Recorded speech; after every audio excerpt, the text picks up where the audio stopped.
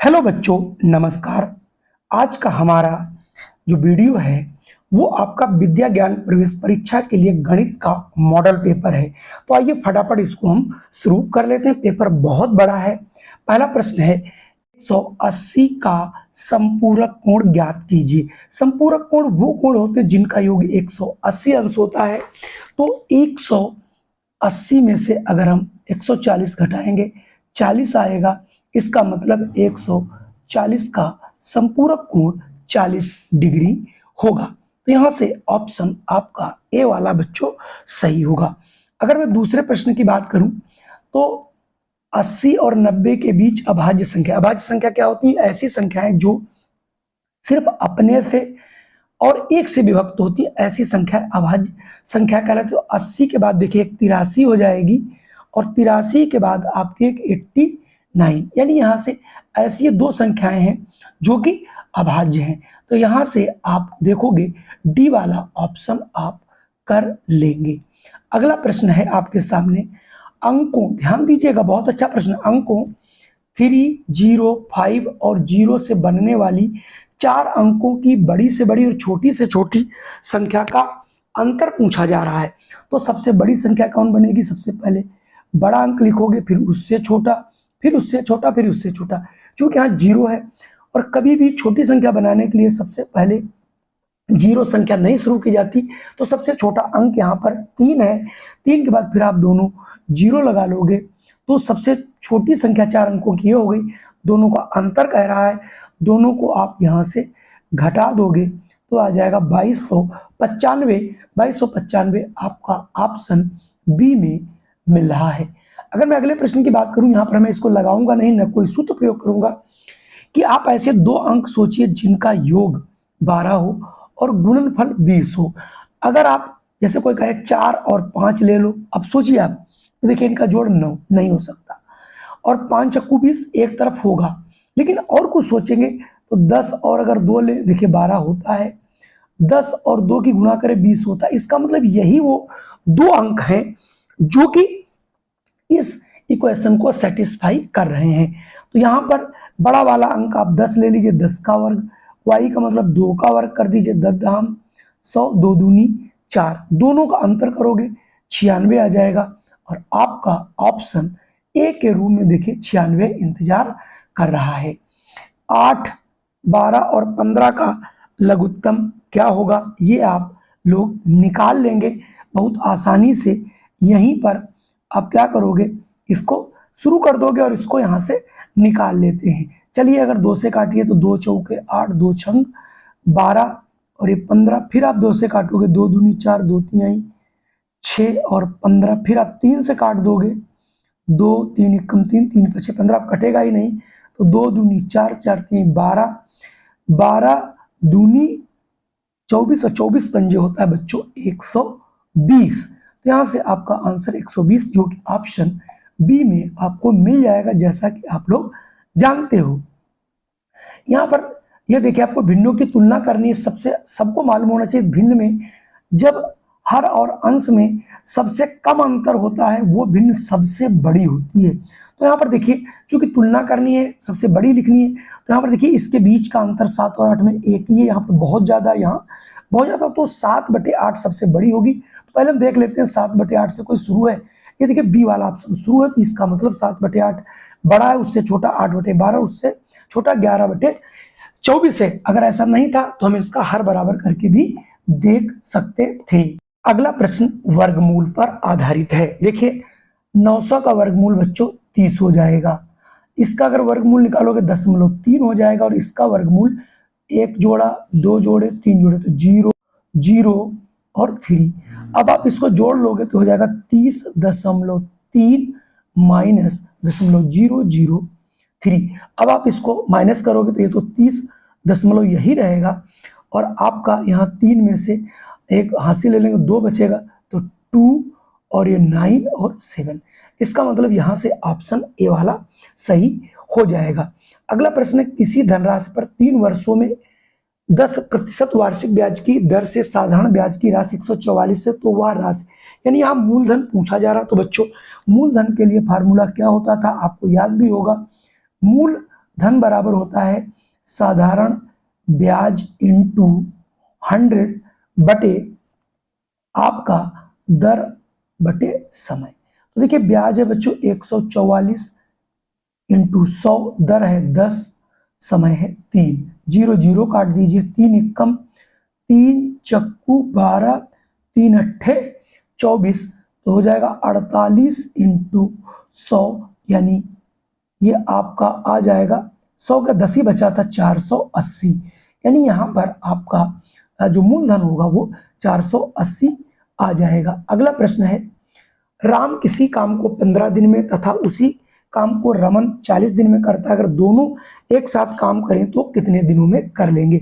तो बच्चों देखिए इसके लिए सबसे बढ़िया फार्मूला क्या है, सबसे पहले हम एक दिन का काम निकालते हैं। तो देखिए राम का एक दिन का काम 1/15 भाग होगा, यानी जितना आप काम करते हो 15 दिन में तो एक दिन में 15वां भाग। ये रमन करेगा 1/40 भाग, तो ये हो गया दोनों का एक दिन का काम। ठीक, कितना, अब आप इसका एलसीएम निकाल लोगे। एलसीएम आपका देखोगे 15 और 40 का आ जाएगा बच्चों 120, तो 15 अट्ठी 120 और 40 का 4 तिहाई 12 यानी 3, तो आ जाएगा 11/120 भाग। और जब एक दिन का काम निकल आता है दोनों का, तो पूरा जब काम निकालते हैं तो ये काम को पलट देते हैं, यानी 120/11, तो 11 एकम 11 आप करोगे फिर जाएगी नहीं भाग 10, फिर हो जाएगा 10/11, यानी 10 सही 10/11 दिन, जो कि ऑप्शन ए में आपको मिल जाएगा। यानी इसको पढ़ने के लिए आपको थोड़ा सा एडवांस रहना पड़ेगा। और अगला जो प्रश्न है वो आपके कोर्स का भी नहीं है और इसमें आप इस तरीके से लगा भी नहीं सकते। इसमें आपको समलंब चतुर्भुज, इसके बाद लंब डाल करके आपको काफी कुछ हेरो फार्मूला जो कि यहाँ पर नहीं आता, इस प्रकार के प्रश्न नहीं आते। चूंकि ये इसमें दिया गया है इसलिए मैंने काट दिया, ये आपके इस तरह का नहीं है और इस प्रकार के प्रश्न पूछे भी नहीं जाते। चलिए बढ़ता हूं अगले प्रश्न। प्रश्न है, किसी संख्या के 3 गुने, मान लो कोई संख्या है x, उसका 3 गुना और 12 योग करने पर ये 72 आता है, तो संख्या ज्ञात करिए। संख्या आपकी x है, तो ये 3x बराबर हो जाएगा बच्चों 72 माइनस 12, ये आपका आएगा 60। तो यहाँ पर 3x बराबर 60, तो x बराबर 60/3, 3 एकम 3, 3 दूनी 6 यानी 20, यानी संख्या वो 20 रही होगी। उसे आप चेक भी कर सकते हो, 20 तिहाई 60 और 12 जोड़ोगे तो ये 72 आपका आ जाएगा। अगला है, रिक्त स्थान में उचित विकल्प भरिए।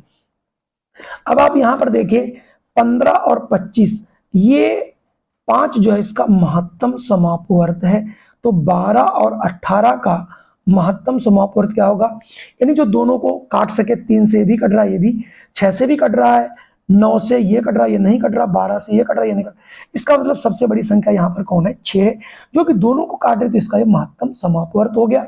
इसलिए यहाँ पर आपका आंसर बी वाला रखना उचित होगा। अगला है, प्रथम 20 प्राकृतिक संख्याओं का योगफल क्या होगा।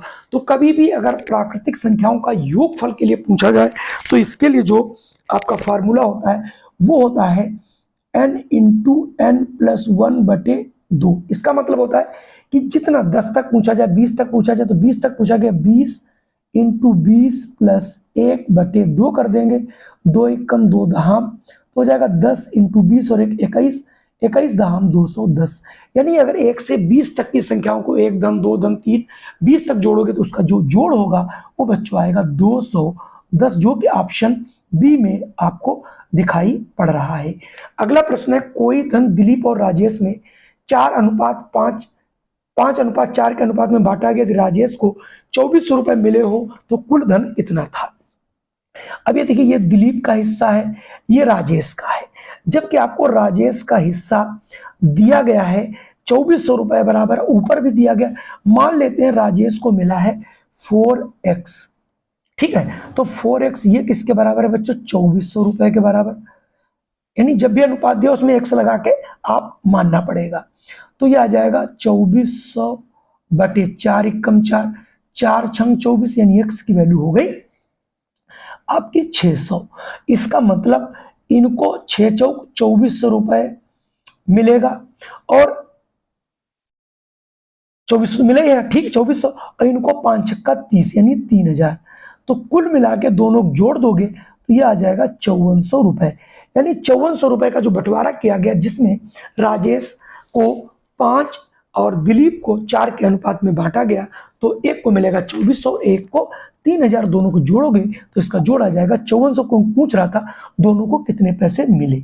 देखिए अगला प्रश्न है, समकोण त्रिभुज एबीसी में बी, यानी यहाँ पर अब थोड़ा बड़ा है तो मैं दिखाई नहीं कर पड़ता आपको, तो बी मान लो ये 90 डिग्री का है, जिसमें ए बी यानी ए बी 6 और ए सी जो है आपकी 10 है, तो बी सी पूछा जा रहा है।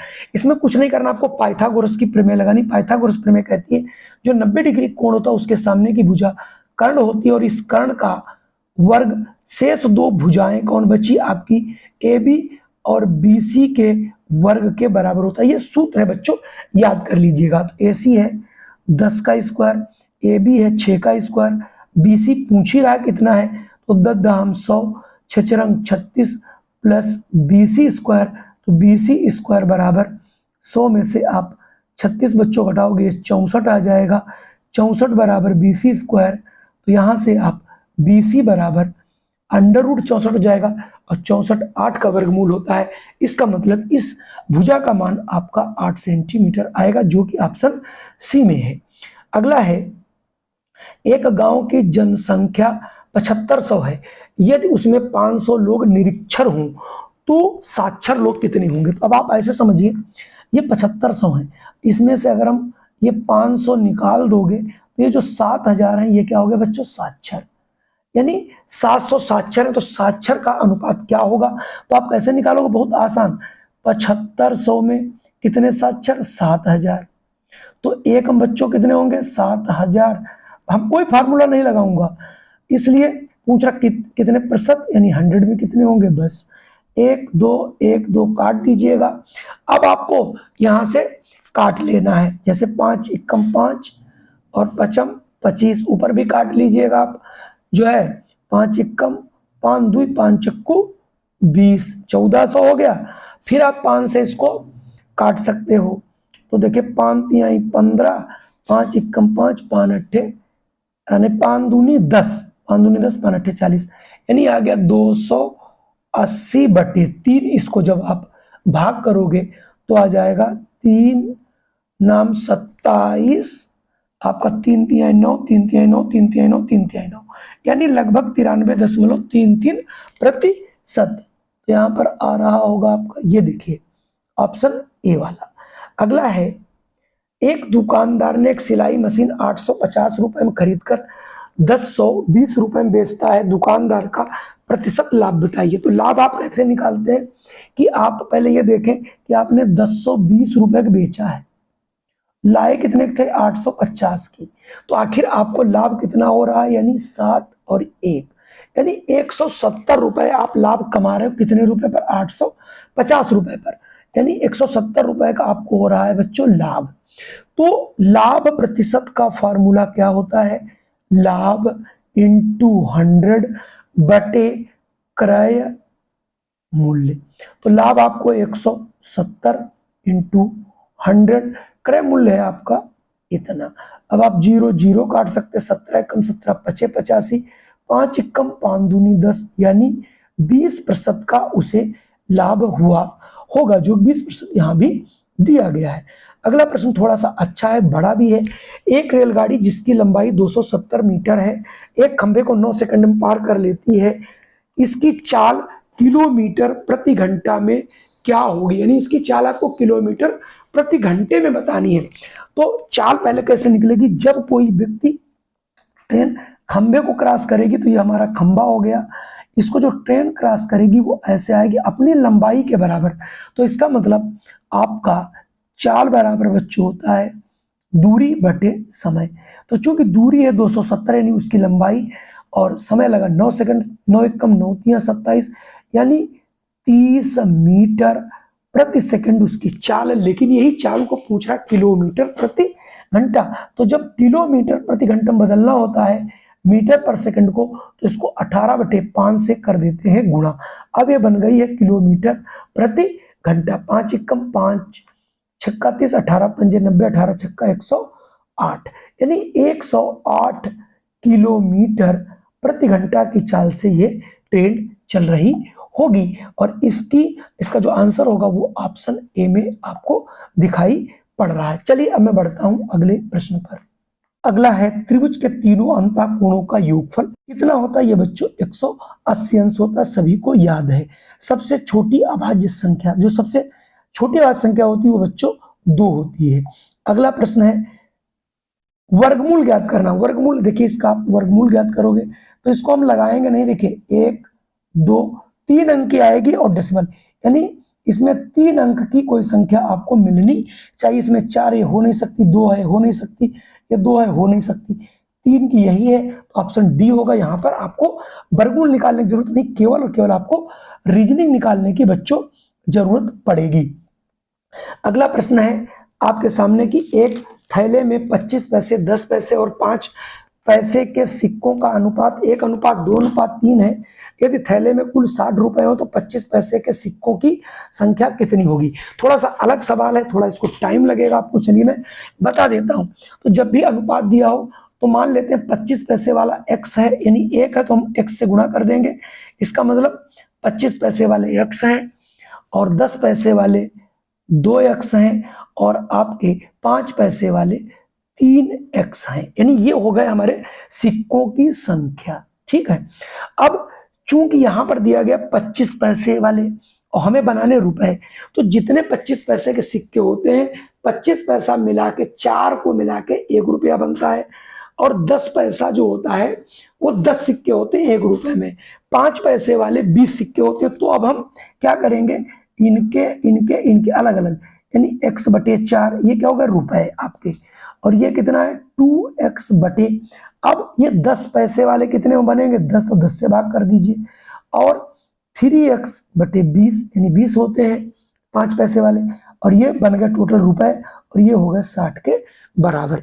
इनका आप लघुत्तम निकालोगे बच्चों 40 आ जाएगा, तो 4 दाम तो हो गया 10x प्लस आपको 10 से करोगे 10 चौक 40, तो 2 चक्कू 8, फिर 20 से करोगे 20 दूना 40, तो 2 3 6x बराबर हो जाएगा 60। ठीक है बच्चों, अब आप इनको जोड़ लो 10 8 18 6 24, तो आ जाएगा 24x/40 बराबर 60। फिर एक गुणा कर लीजिएगा तो ये आ जाएगा 24x बराबर 60 × 40, तो x बराबर बटे आप 24 कर दीजिएगा। तो फिर अब आप इसको, ये हमारा आ गया था यहाँ पर 60 है। ठीक है, तो 60 को 6 से आप काट सकते हो, है ना, 6 चौक 24, 6 दहाम 4 एकम 4 दहाम 10 दहाम 100, यानी x की वैल्यू आ गई 100। ये 25 पैसे के सिक्के थे, इसका मतलब 25 पैसे वाले सिक्के आपके 100 होंगे, जो कि ऑप्शन आपको सी में दिखाई पड़ रहा है। चलिए बढ़ते हैं आगे।